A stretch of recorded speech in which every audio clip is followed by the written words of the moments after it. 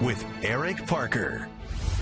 Good morning, and thank you for being with us. Is recreational marijuana turning out to be big business for the state of Connecticut? We're going to start there and then dig into what else has been happening in and around the Capitol at the halfway point of this year's legislative session. We're joined by CT Insider columnist and senior editor Dan Haar.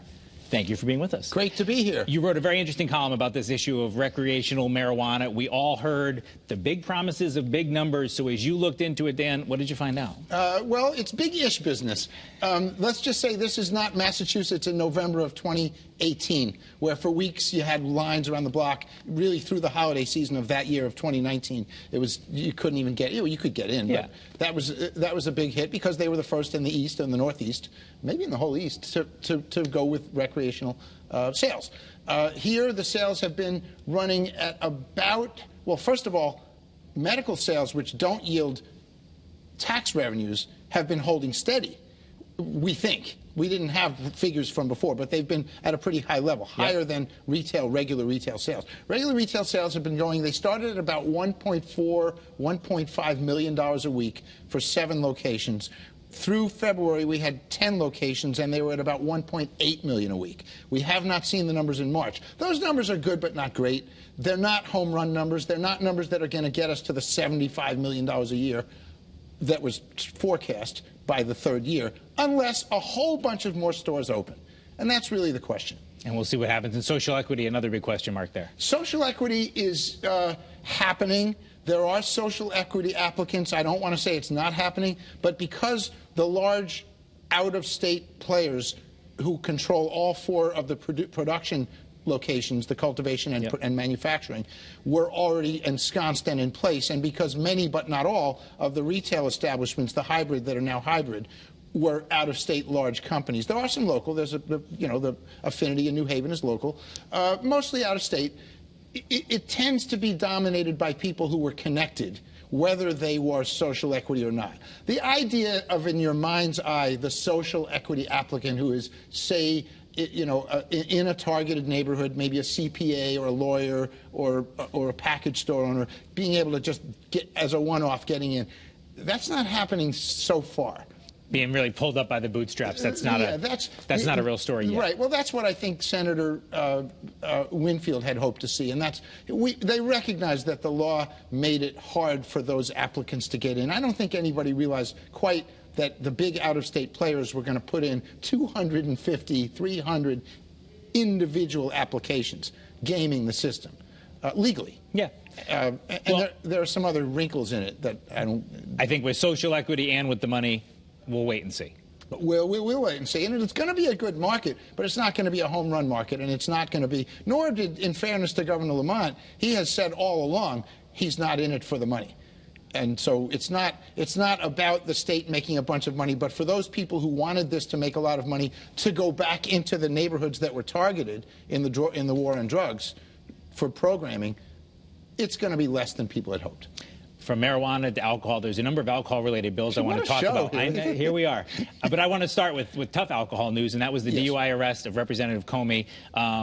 What can you tell us about that and your reporting on that? Well, first of all, it's clear by now that there are individuals who have problems. She recognized last weekend, I guess it was a week ago now, that she had a problem. She is in treatment. She's seeking treatment. She did, by the way, suffer a concussion in the accident, which had not been reported, and she will make a full recovery. She does expect to be back to the state capitol in her job as a legislator before this session is out.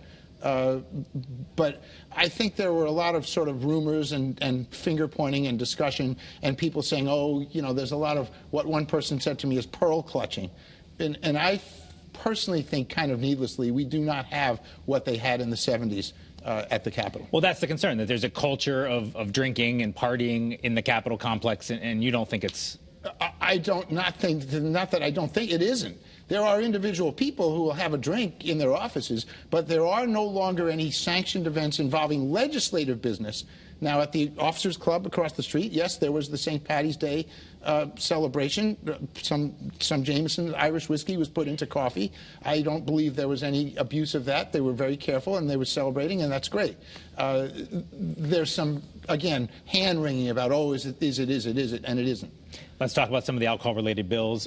Lowering the blood alcohol level for DUI down to 0.05, open containers, and also wine in supermarkets. All three are likely to not pass. Wine in supermarkets already failed to come out of committee, and I know that it didn't have a vote in committee, and in the committee it only had 5 or 6 votes for it. So that's pretty much dead, and that was not really talked about as an alcohol control issue, but as an economic issue. The 0.5 limit, which, you know, because of a number of incidents, people are thinking there's some concern on the part of leaders that it would not have the effect that we want. Speaker Ritter told me that he's really looking at the technology in cars that's coming very soon. We already have the technology. You can, you know, breathe into a car. People who have been adjudicated have that, right? It's coming for everybody. You're going to have to get in your car and breathe in. If you're drunk, you're not driving that car. That's what he's looking at. Senator Looney is concerned that maybe 0.05 is not even inebriated for some people. That we don't know that. And so there are concerns that are going to kill that bill. And the open container, it's the same issue as always. It's just not going anywhere with any momentum this year. There are some other bills, some long-time bills, Tesla sales, direct-to-consumer, aid in dying, minimum wage for servers. Are those bills that we've seen before going to get out this time? Minimum wage for servers has momentum. Big problems with that bill. People are still listening. And there was a hearing, as you know. What were the other? The Tesla bill. The Tesla bill died with the departure of Senator Will Haskell, who went to law school at NYU, and he was the big person pushing that bill. Nobody even brought it up this year, strangely. Maybe because they knew they were running their heads against the wall.